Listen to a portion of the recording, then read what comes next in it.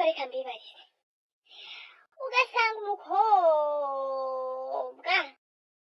araho iwabo nta kintu bafite, iwabo nimugende, iwabo ntaki, barararira ubusa, baraho barasamye, kurya ni insinga, ni ukugenda gucukura mu mirima y'abantu bameze nk'ifuku. Ariko yagira Imana yamutetura urasenge, yabona nk'umuhungu mwiza uri aho ngaho nyine akamwemera kubera ko wenda sinzi ageze mu mujyi sariye ivuta sha yaburaga na buto yo kwisiga akabona ihanjye none ageze mu mujyi. Ibuno rije nyashi zibaye nyashi, isura ibaye isura,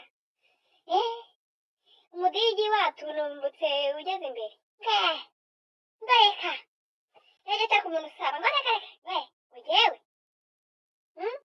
yakoresha umukozi ngumva agikozi we ngumva ngo ntaga amafaranga ngo nkorera ngo ariho ngo uzahava kandi sakorera yahe ni umugabo uri hakuya arahora akora arahagohe mwana we.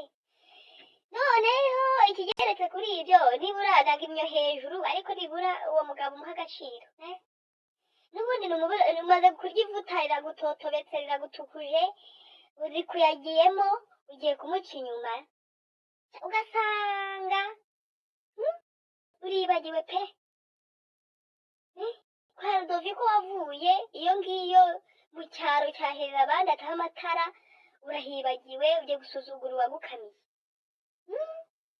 Muhinduke kuko bazabanga musubire kwa Rudoviko mujye kurya za mbwija n'ubu ziracyahari.